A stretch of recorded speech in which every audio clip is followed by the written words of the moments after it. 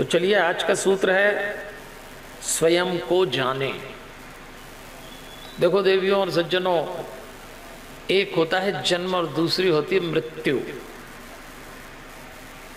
लेकिन इसके बीच में घटता है जीवन। जन्म और मृत्यु के बीच में जो जीवन होता है उसको यदि हम न जान पाए तो फिर हम में और पशु में कोई फर्क नहीं रहा।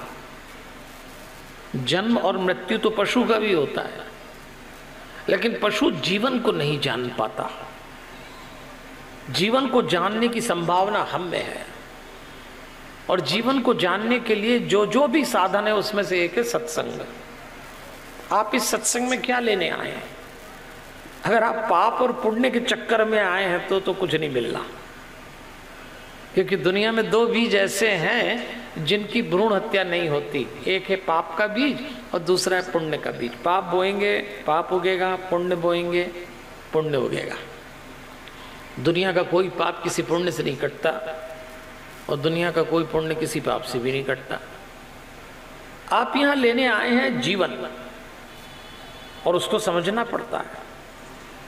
इसलिए हम जब शिव पुराण में प्रवेश करेंगे तो आज पहले दिन का सूत्र है, जानिए भीतर उतर के आप हैं क्या। इसी को जीवन को जानना कहते हैं। आइए इस पर तो बात करते चलेंगे। अभी देखते हैं शिव जी क्या है।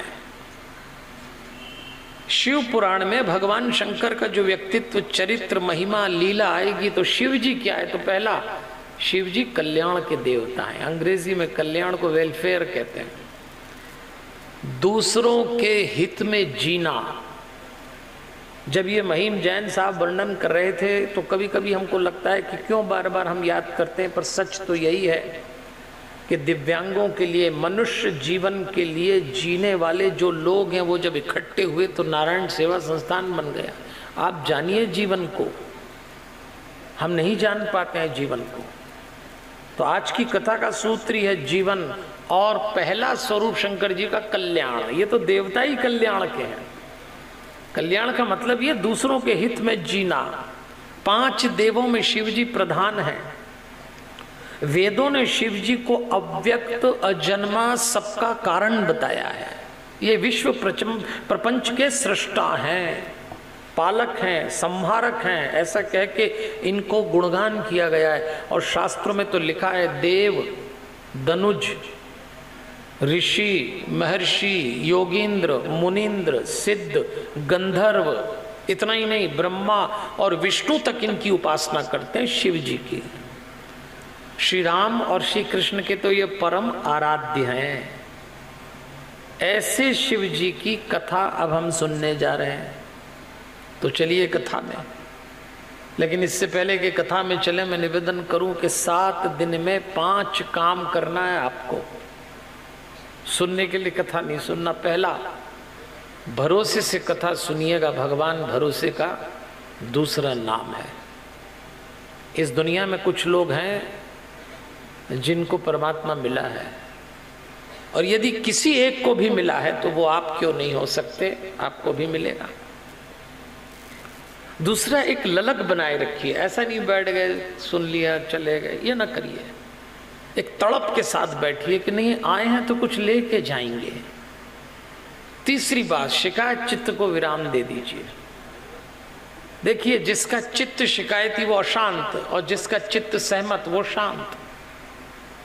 इस चित्त को शिकायत करने की बहुत आदत होती है, और भक्त कभी किसी से शिकायत नहीं करता। भक्त तो कहता है मेरे जीवन में जो भी घट रहा है उसकी इच्छा से घट रहा है।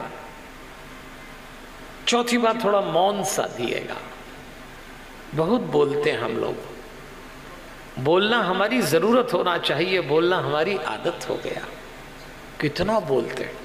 मैं देख रहा था, अभी मैं पंडाल में आके बैठ गया, भजन भी चल रहा है, तब तक भी लोग आपस में बातचीत कर रहे हैं। ये ना करिए। इस पंडाल में मौन आएंगे तो शायद भगवान साथ ले जाएंगे, लेकिन बोलते हुए को तो नहीं मिलेंगे। मौन साथी, कम से कम पंडाल में नियम बना लीजिएगा, आपस में बात नहीं करेंगे। और 5वीं बात, कोई ना कोई संकल्प जरूर लीजिएगा। मैं कहता हूं ना, सुनने के लिए कथा ना सुनिए, जीवन के रूपांतरण के लिए कथा सुनिए। क्या संकल्प लेंगे? हम जितने लोग यहाँ बैठे हैं सबके जीवन में कोई बुराई, कोई अनुचित, कोई गलत काम चल रहा है, कोई किसी से कहता नहीं है। आप तो जानते हैं। इन 7 दिनों में संकल्प लेना कि जो बुराई हमारे भीतर चल रही है उसको छोड़ देंगे, और जो शुभ और जो अच्छाई हमने रोक के रखी है उसको स्वीकार कर लेंगे। संकल्प के साथ कथा सुनिए। क्या संकल्प लेंगे आपके ऊपर छोड़ता हूं।